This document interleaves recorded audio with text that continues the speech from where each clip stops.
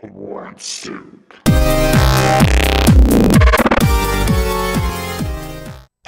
Composing Gloves here, and today we are going to be looking at note names in the clefs. You are absolutely correct. We're going to look at how to do this.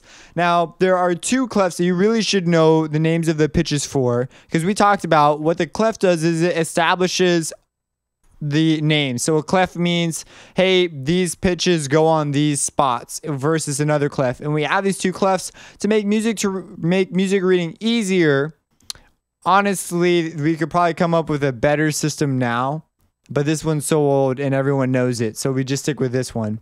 And there are three clefs you really should learn. There's tenor clef, and there's treble clef, and there's bass clef. I don't use tenor clef all that often, and treble and bass are the ones you have to know cold, and they're the ones I pretty much use 100% of the time.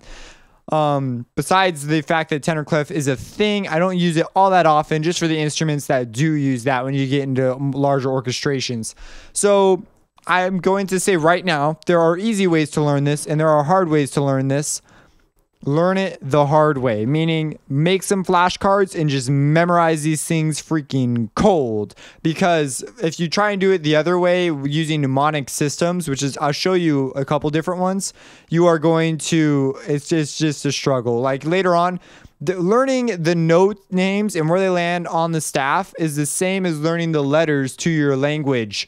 Good luck making an essay when you're sitting there trying to sing out the alphabet so you can get to the correct letter. Like, it's not going to happen. So, man, lots of fireworks tonight. So yeah, just make sure that you really know this stuff. Like, if you want to be successful in this, proficient in this, put in the work, learn this. So let's really quick talk about them. So in the musical alphabet, there was a law decreed. It was the Illuminati. They're the ones that did it. They gave some drugs to some leaders at the time, probably the pandas, and they passed a law that said all things from A to G will be considered musical tones. No tones that are not A to G. So like, I don't know what the heck I just said. Anyways, in music, it's a thing. We have tones that start at A, B, C, D, E, F, G, and then after that, there's nothing else. It just goes A, B, C, D, F, G, A, B, C, D, F, G. Because we only need that many notes. After that, it repeats. So why have any more notes? So, okay. Unless you're doing microtonal music. But as we established, we're learning Western harmony. So we know that in the treble clef, let's focus on this one first and we'll move from there. So when you're writing down notes, you could put a note in the staff. You can also have a note above the staff. I recommend, now these are called ledger lines, these extra lines, and they simply extend the staff. So once you learn sort of the pattern that goes on here, I'm going to recommend you learn up to four ledger lines above and 4 ledger lines below the treble clef and the bass clef. And you're going to want to become familiar with the octave as well, because they represent octave ranges, which is a big sort of abstract thing that if you're not familiar with it. So this is C4. So we'll talk about this in a couple seconds here.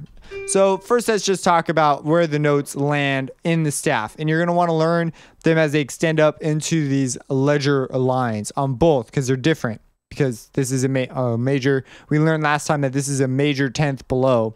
Or if we didn't learn that, you're going to be learning that very soon.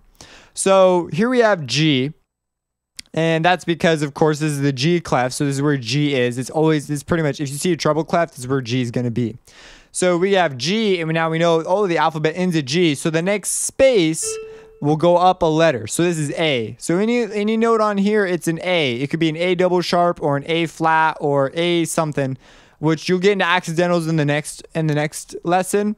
But it's an A. It will always be an A if it's on that line. Just so we're clear. Then you have B, C, D. So every time you go up a space or line, you gain a letter. And then you go E, F, G. And remember, the musical alphabet ends at G. So it restarts at A, B, C, and we go through this loop. As you see, this just simply extends the staff for us, these ledger lines. Now you might be saying, well, geez, if I write a bunch of notes that are like 4 ledger lines up, isn't that a little confusing to read? Well, there are some conventions to solve this, but in general, no, it's actually not. Now, if you're playing piano or something, it might be far easier to think that way. But if you're playing like flute or clarinet Well, not really clarinet. Clarinet does have registers up there all the time. So if you're playing more advanced clarinet, if you're playing professional clarinet, then they don't freaking care. Like, they put it anywhere, they can read it. But flute, I mean, piccolo, things that are registered up there are very used to seeing notes up here. Like, I'm used to seeing them. I played both those. And I played clarinet. I played pieces where I've had ledger lines that are outrageously high. But for clarinet, you're generally, for intermediate and basic beginner clarinet, you don't want to give them notes up there. That's like too much. It's way too hard. So, okay. We have G. So G. So is there a better way to learn this? And there are, in case you're wondering, you can move these things up and down. And you get these signs like this. This is a flat sign. This is a sharp sign. We'll talk about those in the next video, so don't worry about them right now. So we have G, A, B, C, D, F, G. Seems pretty simple if we can identify where G is. Well, we can go down too. So G, F, E, D, C. That's a B. This is a C. C. And these are things that you just have to memorize. So go ahead, memorize them. Learn them to your best of your ability. So... not to the best. You just need to memorize them. There are some ways, other ways of memorizing, which are the sort of the handicapped ways that you shouldn't rely on this system because you will just be too slow. You'll just be too slow if you do this. If you have, we can memorize the lines of this system. So if we do the lines, we can make an observation. We can make a numeric code. There are E, G, B, D, and F. In the treble clef, this is specifically treble clef, remember that. So sometimes I'll carry over bass clef because I'm so used to thinking in both at the same time, and occasionally I'll have to remind myself what clef I'm in. So this is E, G, B, D, F are the lines, and we can think of it as every good boy does fine. Now, this does not carry over into ledger lines, so you can't continue thinking this way.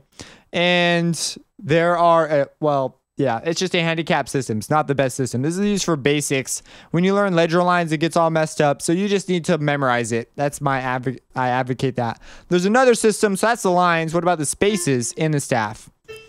They are F-A-C-E. Get this. It spells face. My face. Your face. Face. Face off. And face rhymes with space. That's another cool sort of trick. Now, there are all sorts of weird things that musicians will do to move from treble clef to bass clef if they already know one clef very strongly. But we are not going to rely on that. We're going to memorize the notes in the bass clef because that is the most effective way in the future. The long-term payoff of this is quite large. So just memorize it. Do you have the alphabet to your language memorized? I'm gonna assume yes. I'm a little surprised if you don't. If you don't, you probably speak a language that is not that developed. So I'm just gonna assume you do know that. So okay, here we have the bass clef. Now we know that in the bass clef we discovered last time that the F is right here, and so we can then delineate, or I'm not sure if that's the right word. We can then deduce the rest of the notes. So if this is F, this has to be G because we went up a space. So G, G. Now we notice here that there's a G right here. And if you know treble clef really good, you know that the G in the treble clef is right here. So what people who know treble clef like a boss will do is they will transpose down. Well, I guess transpose is a word we haven't covered yet. They will bring the note down 2 spots. There you go. That's a real easy way of saying it. And so they'll think in this clef and they'll bring the notes down 2 spots. And that's a bad way of doing it, but that's the way they do it. So it's very inefficient as far as being able to think fast. So anyways, this is F, G, A, B. And so we could go down F, E, D, C, B, A, G. So there are tricks to memorizing this one too. For example, we have the lines. So we could do the lines again. And I remembered, I was taught this one. You could drop your own acronyms in the comments if you have those. Like, I've heard a number of them. But the one I was taught was good burritos don't fall apart. So good burritos don't fall apart. So that's how you memorize the lines in the bass clef. And then there's one for the spaces too. They are A, C, E, G. And that is all cows eat grass. Now that's a fine way to memorize it, and you may remember that. Most people do. Like I remember when I was learning guitar, someone told me Eddie ate dynamite, goodbye Eddie. And that's the names of the strings from top down. And that's a great way of thinking about it. But then you waste all your time thinking Eddie ate dynamite, or all cows eat grass, da da da da da. It's just a huge waste of time, and it makes everything else 50 times more difficult. So just memorize these. Just memorize them. Just go F and just sit there. Grab a hymnal or look up just random music. Just look up sheet music. Go through and name the notes. Now you might need to go through the accidentals next video to understand the sharps and flats and double sharps, double flats, that kind of a thing. But after that, like, just go through and practice this. Like, it's not that complicated. Just memorize it. That's really as much as I could say. I could introduce weird mnemonics and cool ways to memorize things all day long, but in the end, there's only one way to really go about it. It's just freaking memorize the thing. Like, put the work in. If you want to be successful, you're gonna memorize this. Like, I was tutoring. Well, I still tutor. I teach music theory at college, and as a student, I'm a tutor. And one of the things that I've noticed people struggle with all the time is they learn this freaking mnemonic, and then they sit there and they wonder why they can't spell chords effectively. And it's like, you could barely make scales. How can you possibly expect that when you're sitting here trying to figure out which note is D in the bass clef? Like, you're gonna fail. So it's like I end up sitting there drilling them on this, and once they know how to do this, it's shocking how fast they move on. Like, just memorize your notes. Some of you guys can already probably read music, and in that case, you probably skip this video. But if you're still watching this, yeah, I just cannot emphasize how important this is to do it justice. Like, you will fail without this. So learn those. Now, tenor clef and other clefs like it may not be as important. Now, I do want to bring into your conscious the range. So each of these notes has a range associated with it. I'm going to work from middle C. So there's a point here in the grand staff where two notes overlap. Where they overlap. That's why it's the grand staff. I have a whole video for this though. I'm making this video after I've made quite a number of these, so I'm not sure if it's before or after this, but it's called middle C, and it's also known as C4, meaning if you were to start at the bottom note, the lowest A on a piano, it would be A0, and then if you were to go up an octave, which we haven't talked about this either, but if you were to hit the next A up on the piano, so here's an A, so down here, let me think real fast because the lowest A is a little weird to look at. This is C, so this is an A. So this would be A0, this would be A1, this would be A2, A3. So you see as we go up an octave. So this is A3. Well, guess what this is? This C, that's C4. So there's C, this is A0. This is actually, but C starts at C1. So A0, C1. Then this is an A0. I may have messed this up a little bit. But anyways, you get the idea. I normally start at C4 because that's easiest. So this is C4. It's the middle C. It's the C in the middle of the piano. And it's very useful when you start working in electronic mediums. And I want to just mention it mostly for that reason. But all the time we'll define ranges by this too. So this is C4 in treble clef. This is C4 in bass clef. And so you could see bass clef starts where treble clef sort of leaves off. So in piano parts, you'll see the hands. Sometimes you'll see notes glide from one staff to the next staff, or you'll see notes down here in the lower register. And that's just because it's way easier for bass players to read notes in the staff than it is for them to read like 8 ledger lines off the page. It's just not reasonable to have them read notes that are that many ledger lines off. That's not fair. And so we just have a staff for that. Why we chose to make it a bass clef instead of a treble clef with, for example, you can have a treble clef with a little 8 on it, and depending on where you place this 8 on the clef itself will determine whether or not these notes are actually supposed to be played an octave above or below. But there are other issues too, like some instruments it's not as easy as just thinking about playing lower notes. Like on the piano, you just go down, all the fingerings stay the same. Like a C here is the same thing as hitting a C up here, your hand's just in a different spot. But for example, on flute, it's a different fingering completely. Like the B, well, not necessarily true for a great number of the notes on flute. Let's go to clarinet. That's a better example. So in clarinet, a C, now I'm talking about we haven't talked about concert pitch or whatever, so I'm just gonna tell you in a real layman's sense. I'm gonna leave out a lot of details. But a C is thumb 1, 2, 3. And then if you wanted to play C an octave up, that'd be 1, 2, 3, and then you'd have your other hand this would be the fingering for it. I don't know if you can see that. And if you wanted to play B flat, you'd have to actually use your pinky too. And you blow a different way too. It takes a different amount of air pressure. You just think about that note differently. It's 1, 2, 3, and then there's all these little fluttery keys down there. I used to know the name for these.